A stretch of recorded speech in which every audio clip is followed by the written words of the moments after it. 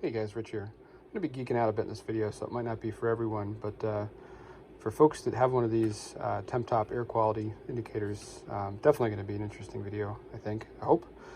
I picked this up about 3 years ago, and I went to use it this last week, and it wouldn't read the CO2 parts per million. I bought this mainly to measure the dust when I'm running my woodworking equipment to make sure that it's at safe levels in my shop.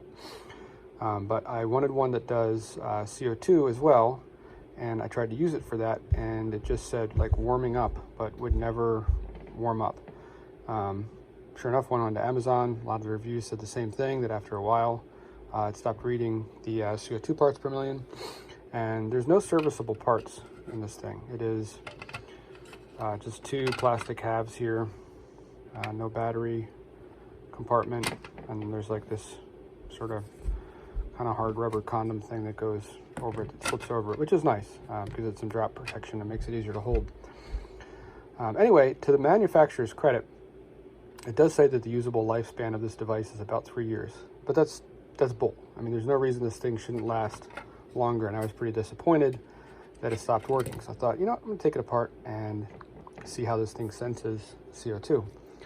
And inside on the back, this is the innards of that device, and there was a module right here, and that is this guy. It was in this black case. Where's the case part? There it is. I pried this open, but on the right on the outside of the case, it says MH-Z19A 0 to 5,000 parts per million. It looks like it's, if we interpret that as a date, 4/3/2018. So, you know, from the company's perspective, this thing, I guess, has lived its lifespan. But when I looked up the user's manual for particularly this module, so this is made by Winston Electronics. I'm sure I'm pronouncing that wrong. Anyway, that's what this guy is. Not the whole device. That's what just this sensor inside is. And if we look through the specs of this guy, first of all, it's supposed to last a lot longer than 3 years.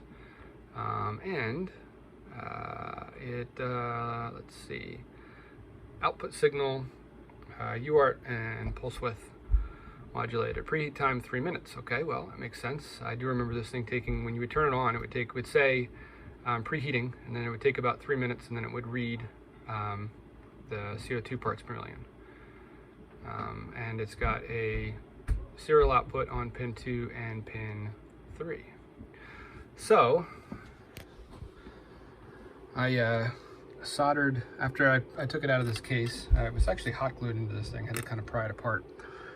I just soldered some wires onto the T, the R, and the ground, so I could connect it to the oscilloscope. And let me show you what this thing's doing first. So I'm gonna turn on.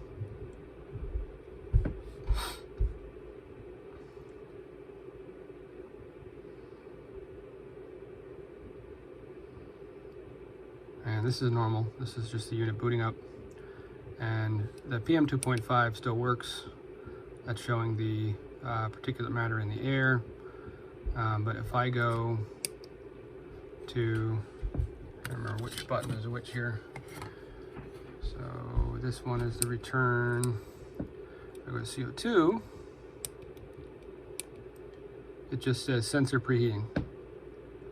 And it just sits there at 0%. It never gets past 0%. I've left it on for an hour, turned it off, turned it back on again, nothing. So I thought, all right, well, maybe whatever the little heating element is and this thing failed, probably not an expensive part for this whole sensor. I'll just replace it, since, you know, this is a nice unit, wasn't cheap, and then it would still work.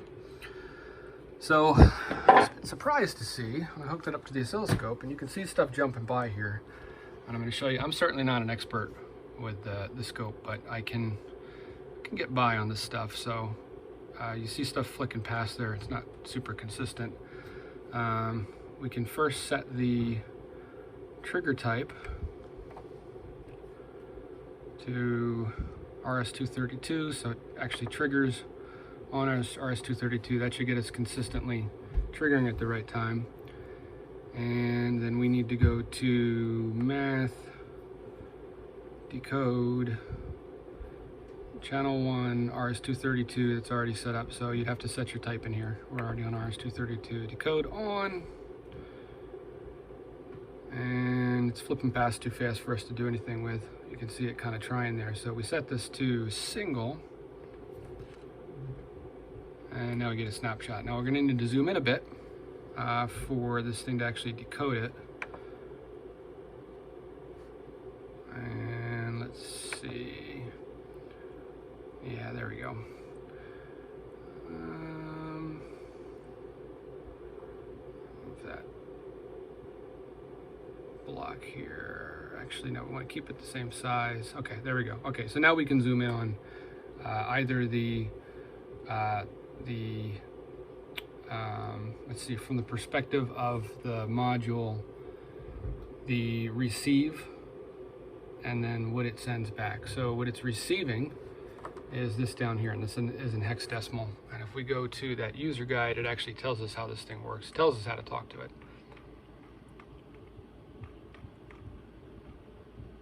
It says send command gas concentration reading FF0186, bunch of zeros, and then the check value of 79.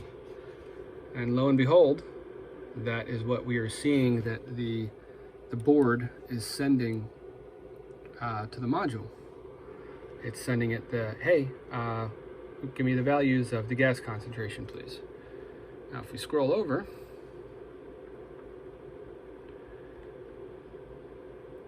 this is the response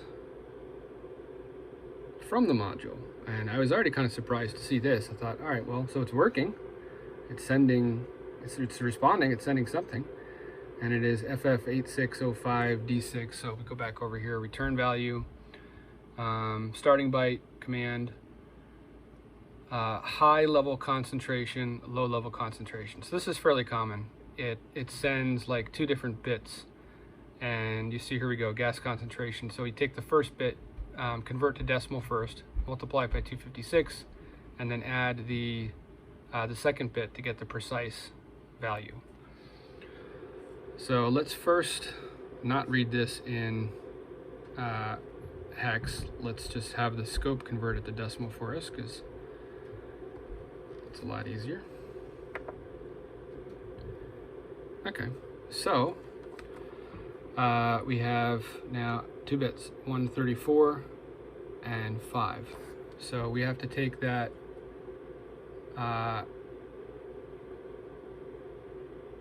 I'm sorry, I take that back. Our 2 values are the 5 and the 214. That's our start. That's the command. That's our first data bit. That's our second data bit. So 5 times 256 plus 214 would be our parts per million reading. So let's just open up a calculator over here. So 5 times 256 equals 1280 plus the second bit 214, 1,494. Well, I mean, that seems like a pretty reasonable reading for CO2 parts per million in this room. That's about what I would expect. So again, really kind of confused what's going on here. The device is querying the module. The module is responding with a reasonable answer, and yet nothing. It just sits there. And we could turn this off, we could turn this back on, no difference.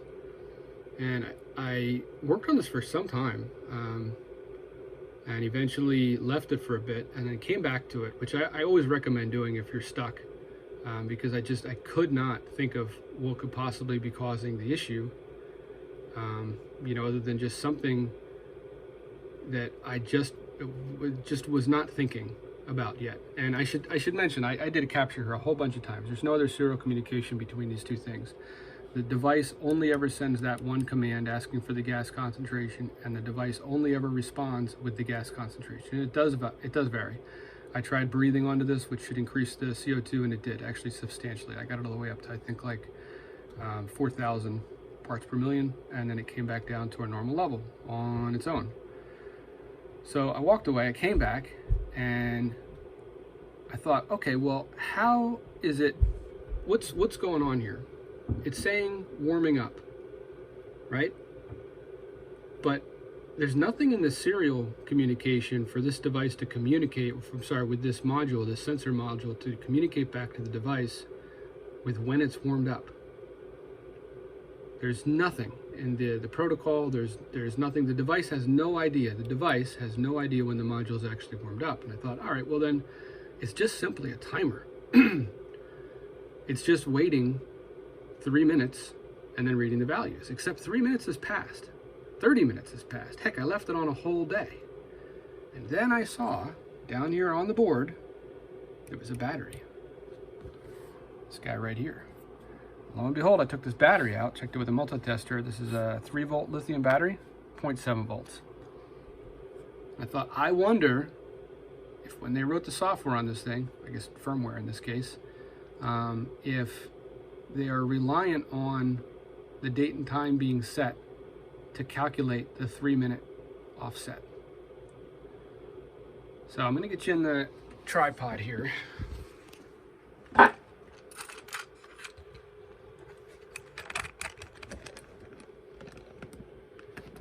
Actually, let me just bring you over here. So what I've got amongst the mess on my workbench is this is just a lab power supply, and I set this guy to 3 volts and then to only 10 milliamps. I figured this, you know, if that battery does power a clock on this. Also worth mentioning, of course, this has a rechargeable lithium-ion battery on the back, which is charged. That's what's powering this right now. But if that battery is for the real-time clock and it's somehow reliant on that, we can simulate the battery. We could do it safely, that if something goes wrong, we're only sending a maximum of 10 milliamps of current. So let me set you down here. And take the leads for this. See the battery, these button cells, the large outer casing is positive and the bottom is negative. So we want to be negative on here and positive. It's always tough to work around the camera. On there. And I'm going to go ahead and plug the lab power, the lead into the power supply. And no difference yet.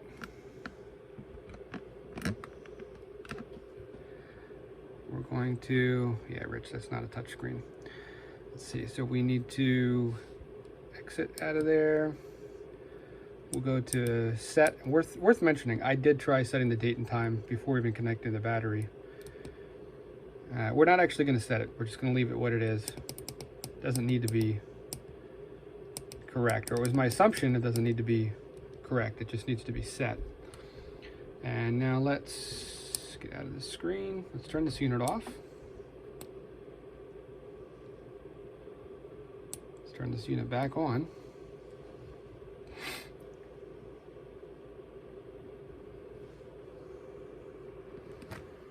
Back out of the tripod now. Let's go to CO2. Oh, lo and behold. Now our sensor is preheating. Of course, our sensor was always preheating.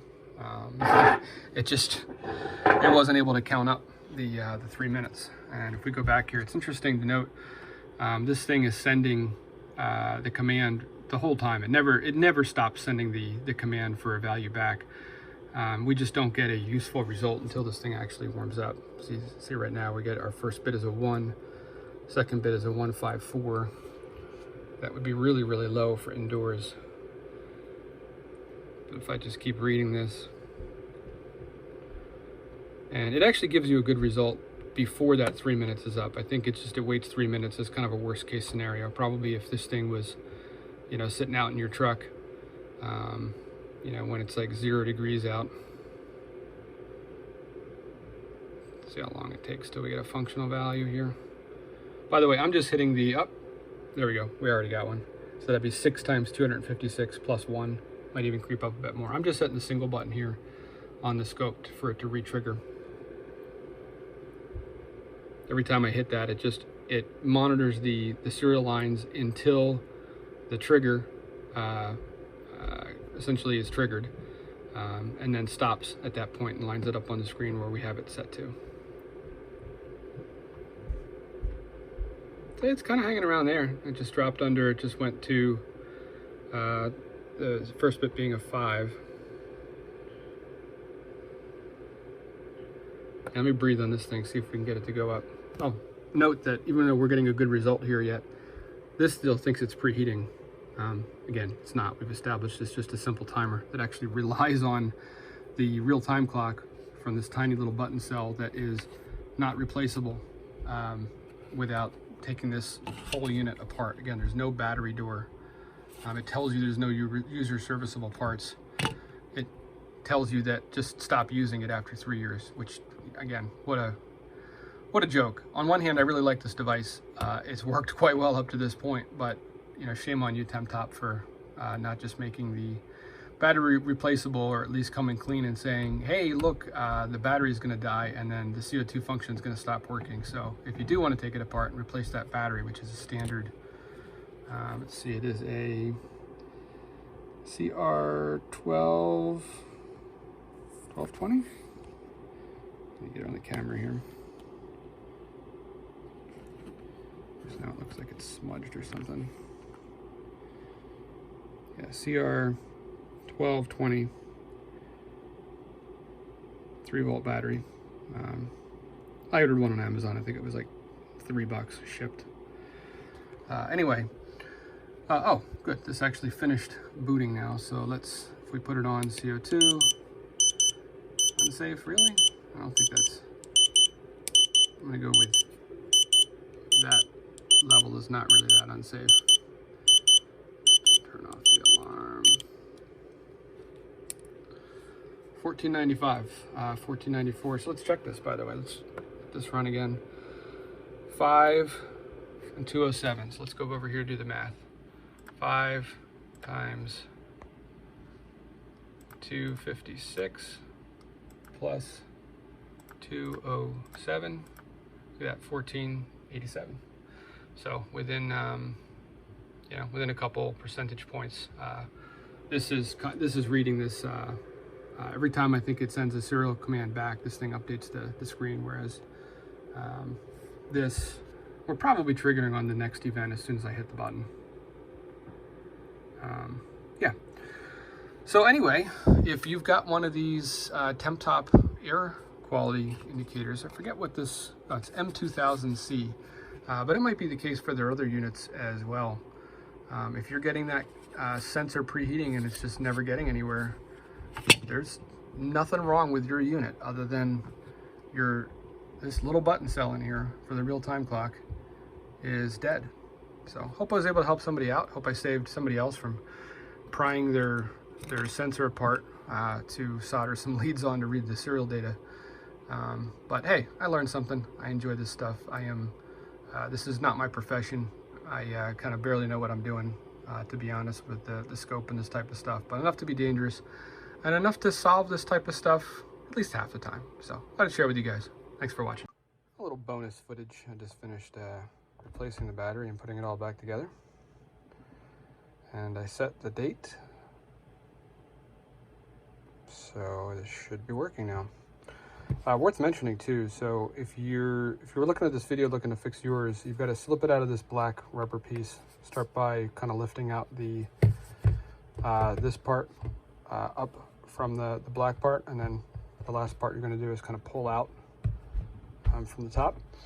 There's 6 screws on the back, and then there's 2 screws that hold the board inside the case, and 2 little clips you have to push to get it completely out, because the battery is, like, if we could see through this case, the battery is like right here. So you've got to take the clamshell apart and then take the board out of this part of the clamshell to get to that battery.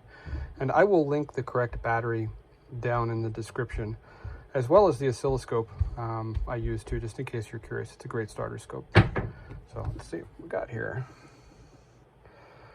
CO2, perfect. It is preheating, which is what we want. Once the 3 minutes has passed, it's going to give us a reading. And I'm going to take this outside, by the way, and make sure that it's still calibrated when this is done booting up. And actually battery's getting low. I need to recharge it as well. I think CO2 outside should be around 400 parts per million. It does vary a bit, but you should see somewhere around 400 parts per million once you've had this thing outside for a few minutes and has had an opportunity to acclimate. Thanks again, guys.